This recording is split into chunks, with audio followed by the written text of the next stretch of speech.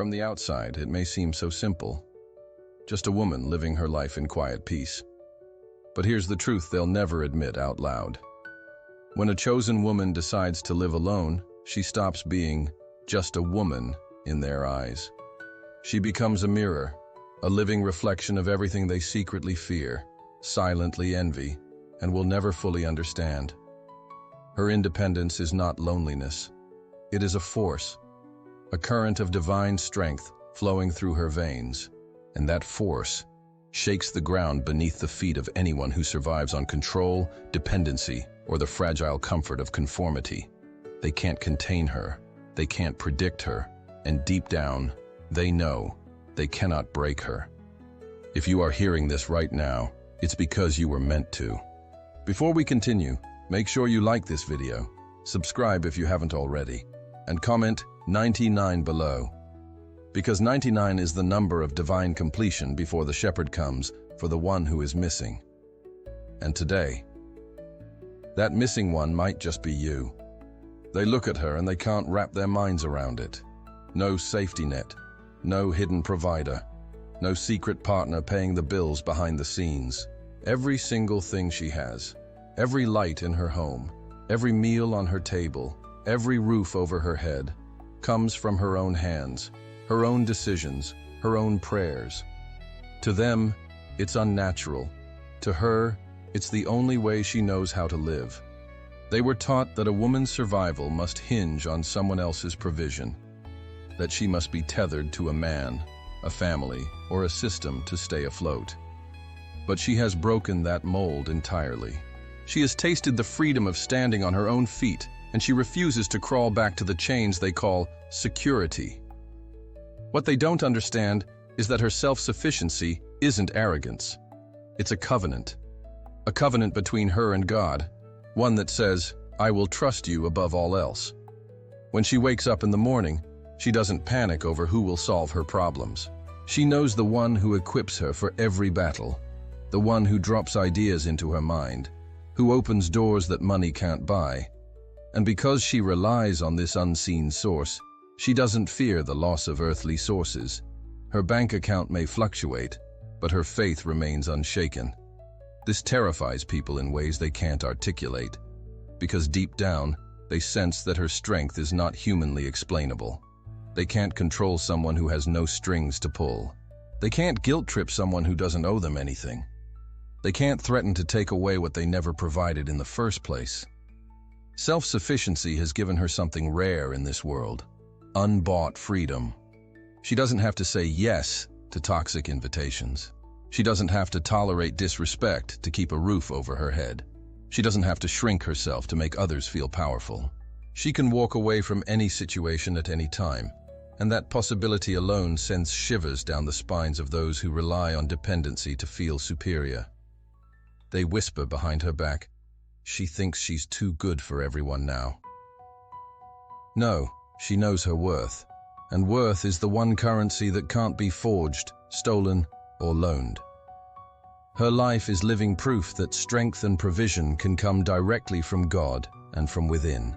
She is a lighthouse, standing on her own rock, not swaying with the tides, and visible from miles away. And you know what happens when light stands tall in the darkness? Moths, predators, and lost ships all take notice. Her self-sufficiency isn't just a lifestyle, it's a shield. Every choice she makes without begging for permission is a reminder to the world that she is untouchable in ways money, beauty, or status could never buy. She has built her life brick by brick, prayer by prayer, and no one can knock it down without facing the builder himself. And here's the twist they never see coming. Her independence is not the absence of support. It's the evidence of supernatural backing. She is never truly alone because the God who called her to stand alone is the same God who fights for her in silence. And the more they try to figure out how she does it, the more they expose the truth they fear most, that they could never control her, because she was never theirs to control. Now, let that sink in, because if you think her independence is the whole story, you haven't even begun to see the deeper force that makes her untouchable. And in the next part, you'll understand why her very spirit slips through the fingers of those who try to grasp it. They try the same tricks they've always used on others. The guilt trips, the silent treatments, the exaggerated sob stories designed to make her feel responsible for someone else's comfort or chaos. But when they aim those arrows at her, they watch them fall to the ground, harmless, like rubber weapons hitting a fortress wall. Because here's the truth. She's not desperate for approval. She's not starving for company. She's not waiting for someone to rescue her financially or emotionally. The usual bait doesn't work on her because she's not hungry for the things they're selling. People who thrive on control, who have built their lives on pulling strings and moving pawns, feel an unsettling emptiness when they realize they can't move her. They expect a reaction, panic, tears, fear of abandonment. Instead, they get calm, silence, a steady gaze that says without words, "You don't hold the keys to my peace." And that terrifies them. Manipulation feeds on need. It needs you to crave something so badly that you'll trade your dignity for it. But she doesn't barter with her worth. She doesn't compromise her boundaries to keep someone in her life. The moment she senses strings being attached, she cuts them, clean and without hesitation. It's not coldness, it's clarity. And that clarity is lethal to those whose power depends on confusion and control. They will test her. They will withhold affection to see if she chases it. They will dangle false opportunities to see if she bends. They will paint her as ungrateful when she doesn't play along. But she has learned the art of spiritual discernment. She recognizes the difference between love and leverage. She knows that real connection doesn't come with a leash. And the moment someone tries to pull one around her neck, she walks away, unshaken, unchained. This makes her dangerous in the eyes of manipulators, because once someone realizes they can't be controlled, they become unpredictable to those who rely on predictability to dominate. How do you corner someone who can live without your validation? How do you threaten someone who doesn't fear loss? How do you weaken someone whose identity isn't up for negotiation? The answer is, you can't. And that powerlessness infuriates them. But there's a deeper reason manipulation fails on her. It's because she's already been through the fire. At some point in her life, she's been lied to, betrayed, or taken advantage of by people she once trusted. And instead of letting it destroy her, she let it educate her. Every lesson became armor. Every heartbreak became a sharpened sword. She's not bitter, she's watchful. And that watchfulness makes her immune to the traps that catch others off guard. Some whisper that she's too guarded or too suspicious. But they mistake discernment for distrust. She doesn't live in paranoia. She lives in wisdom. And wisdom tells her that not everyone who smiles has good intentions, and not every helping hand is free of chains. She weighs every word, every action, every offer against the light of truth. And if it doesn't align, she doesn't align with it. This is why people who once thought they could mold her now avoid her. They sense something they can't overpower. A mind that thinks for itself. A spirit that kneels only to God. A heart that refuses to be bribed with cheap affection or hollow promises. She knows the cost of losing herself, and it's a price she'll never pay again. And so, when manipulators see her, they see the end of their influence. And nothing unsettles a controller more than the moment they realize their grip is slipping, and no matter how hard they squeeze, she will never be theirs to hold. But here's the thing. They still haven't grasped the most dangerous part. Because her resistance to manipulation is only the surface. Beneath that is a deeper, unshakable truth. One that not only frees her from their control, but also exposes their own hidden chains. And in the next part, you'll see why her very presence forces their darkness into the light. In a world that still clings, often silently, sometimes loudly, to the belief that a woman's value is measured by her proximity to a man, a household, or a family name, she is a walking disruption. Entire traditions, unspoken rules, and generational expectations crumble in her presence. People may not say it out loud, but they think it. She should have settled down by now. She should have a husband. She should have children. She should be less.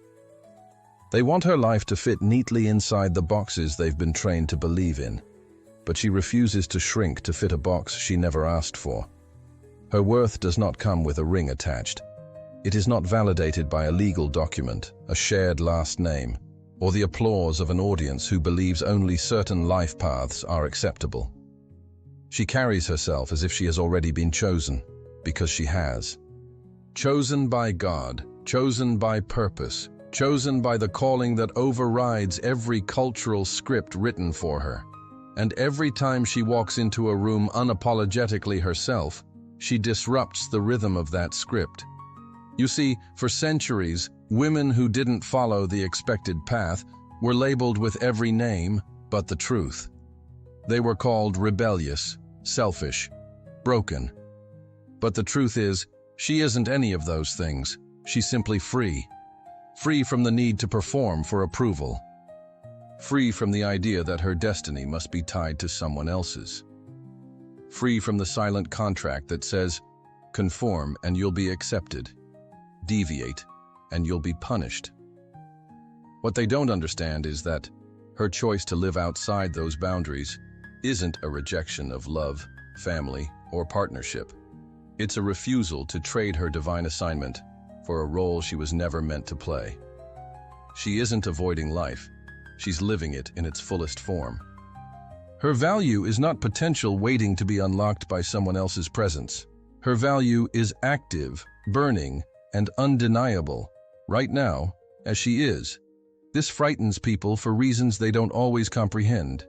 Because if she can live a full, meaningful, and abundant life without following the approved path, it means the system itself is flawed. It means the story they were told about what makes life meaningful might be a lie. And deep down, they fear that truth, because if her way works, their excuses don't. When people can't control you, they often try to control the narrative about you. They'll call her intimidating. They'll say she's too much. They'll whisper that she must be lonely, bitter, or incomplete. But these are projections, shadows cast by their own discomfort. Because her life is proof that joy, purpose, and fulfillment can exist without the cultural checkpoints they worship. And here's where the danger lies for those who uphold the old ways. She is an example. Other women see her and start to ask dangerous questions. What if I could live like that? What if I didn't have to settle? What if my worth was mine to define? And questions like that? They spread. They take root. They start revolutions in quiet hearts before they bloom in public lives. She is not against love. She is not against unity. She is against chains. Chains wrapped in tradition, coated in expectation, disguised as love. And she knows that breaking free from them will cost her something. Approval, acceptance, maybe even relationships. But she has already decided that her peace is worth more than their applause. This is why her mere existence is a challenge to the system. It's not just that she lives differently, it's that she thrives differently. And thriving outside the lines makes those who never dared to step out feel exposed. But the most unsettling thing for them? She doesn't just live this way in silence. Her presence, her confidence, her unapologetic authenticity. It all sends a ripple through the world around her, making others question what else in their lives was built on expectations rather than truth. And in the next part, we'll go even deeper, into the sacred territory she guards more fiercely than anything else. The space where her real power resides, and where no unwanted presence is allowed to enter. Her home is not just a place where she sleeps. It is a sacred realm, a living extension of her soul. Every corner carries her energy, every object tells a story, and every inch is guarded with a vigilance that few can comprehend. To her, this is not about paranoia, it's about preservation. She knows that energy is the most valuable currency she has, and once it's drained, no amount of money, beauty, or talent can instantly replenish it. That's why she guards it like a fortress, because she understands that not everyone comes into your space to bless it. Some come to drain it. In a world where people are addicted to constant access, text messages answered in seconds, social media updates available 24/7, open-door friendships that allow anyone to walk in without notice. She is an anomaly. She does not give automatic access to her time, her presence, or her energy. To enter her home, you must carry more than a smile. You must carry the right spirit. And to be allowed into her emotional space, you must prove that your presence will not cost her more than it gives. This boundary keeping confuses and even intimidates people who are used to having unrestricted access to others. They are accustomed to knocking and being let in without question, to speaking and being instantly heard, to demanding time and receiving it without resistance. But she doesn't play by those rules. If you come to her with gossip, with drama, with manipulation disguised as concern, you will find her gates closed and her silence unwavering. Some will call her distant or unavailable. But the truth is that she is deeply present, just not for everyone. She knows the weight of constant exposure, and she refuses to live under it. Her sanctuary is not built for crowds. It is built for peace, for alignment, for divine conversation. She has turned her home into a place where her spirit can breathe, where her mind can reset, and where her heart can listen to God without interference. And it's not just about her physical space. She guards her conversations. She decides whose voice gets to echo in her ears. She chooses whose energy she will absorb and whose presence she will allow to shape her day. To the untrained eye, this looks like isolation. But in truth, it is intentional living. She knows that the wrong words at the wrong time can derail an entire week, and she refuses to let just anyone plant seeds in her mind.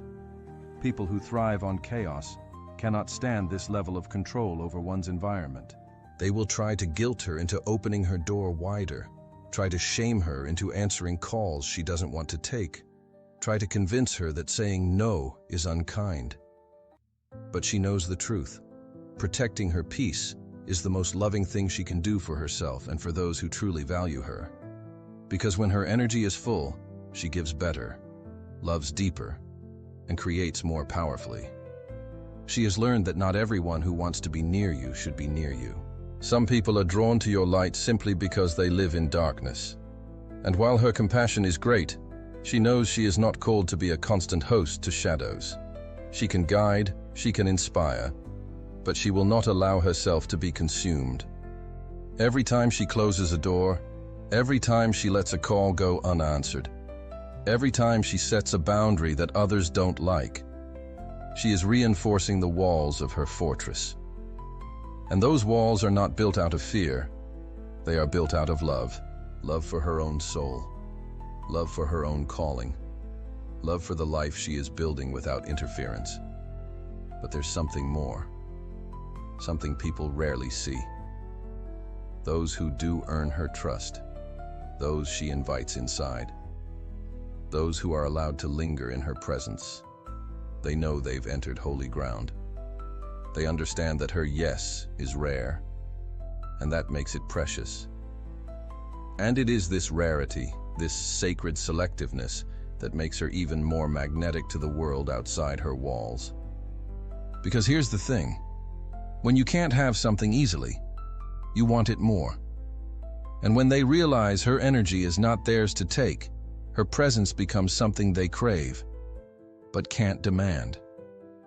And in the next part, we'll uncover the mysterious, unspoken force that keeps them both captivated and unsettled. The very aura that follows her everywhere she goes, even beyond the walls of her sanctuary. There is something about her that refuses to be decoded. People watch her from a distance, thinking that if they observe long enough, they'll figure her out, how she manages to move through life with such unshakable peace, why she seems immune to the storms that break others, what invisible force keeps pushing her forward even when the path isn't clear. They study her habits, her silence, her decisions, but the more they watch, the less they understand. And that is where the mystery begins to unsettle them. It's not just what she does, it's the way she does it. She can walk into a room without saying a word, and yet the atmosphere shifts. Conversations falter, eyes follow her, and a strange tension fills the space. She doesn't try to draw attention, but her presence demands it. People are left wondering, who is she really? What's her story? But here's the truth. They will never know all of it, because she was never meant to be fully known by everyone. Her life is a divine blueprint, and not every page is for public reading. She doesn't rush to explain herself. She doesn't broadcast every plan, every struggle, every victory. And that alone confuses a world obsessed with oversharing. They're used to people laying their lives out on display for validation, but she keeps the most sacred parts of hers hidden, locked away, where only God can see.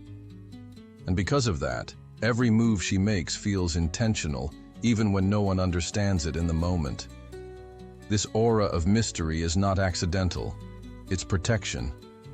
She knows that exposure can attract the wrong eyes, the wrong motives, the wrong spirits. So she reveals only what serves her mission, never what compromises it. This frustrates those who want to feel in control by knowing everything about her. They crave access not because they care, but because knowledge is a form of power, and she refuses to hand that power over. Her purpose radiates from her in ways she's not even trying to control. It's in her posture, in the calmness with which she handles chaos, in the way she chooses battles that matter and walks away from those that don't. People can feel that she's not just living, she's being led. And that terrifies those who have no compass of their own, because it reminds them of what they're missing. They gossip, they speculate, they invent stories to explain her life. Some say she's hiding something, others say she's lucky, and a few whisper that maybe she's connected to something otherworldly. What they don't realize is that they're right. She is connected to something beyond their comprehension. Her steps are ordered. Her timing is divine. Her path was written long before they ever tried to understand it. But mystery has another effect. It attracts. Even those who don't like her can't seem to look away. Something in them wants to know what she knows, feel what she feels, walk with the same certainty she walks with. They don't understand that it's not a confidence built on ego. It's the quiet strength of someone who knows exactly whose hands she's in. And here's the part that keeps them restless. She doesn't seek their approval, yet she earns their respect. She doesn't fight for attention, yet she commands it. She doesn't try to prove her worth, yet they sense it every time she's near. This is what makes her so untouchable. She is moved by purpose, not by pressure. And deep down, they know they can't touch her path because it's not theirs to walk. They could mimic her style, copy her words, even try to mirror her lifestyle, but they would still miss the essence because the source of her power is invisible. It's not in what she owns, or who she knows, or what she's done. It's in the alignment between her spirit and her creator. That's why they talk. That's why they guess. That's why they sometimes fear her. Because in a world that loves to label, box in, and dissect people, she remains an open question they can't answer. And nothing makes people more uneasy than the unanswered. But what they don't realize is that the very thing they can't define is the thing that keeps her unstoppable. And in the conclusion, you'll see exactly why this combination of independence, resistance, defiance of norms, guarded peace, and unshakable purpose turns her from just a woman into a force that changes the atmosphere everywhere she goes, and why those who fear her can never silence her. A chosen woman who lives alone is never truly alone. Her walls echo with purpose, her steps are guided by the Almighty, and her heart rests in a peace the world cannot steal. She moves through life not to entertain the crowd, not to conform to their scripts, but to fulfill a calling that was written for her before she even took her first breath. And that kind of freedom? It is dangerous to those still trapped in cages they built for themselves, cages they guard but secretly hate. Understand this, your strength will always feel like a threat to those who depend on your weakness. Your light will always be too bright for eyes that have adjusted to the dark. They will call you intimidating to hide the truth. It is not you who intimidates. It is their own smallness, reflected back to them in the mirror of your courage. So to every woman listening right now, stand firm, refuse to bow, walk into every room as if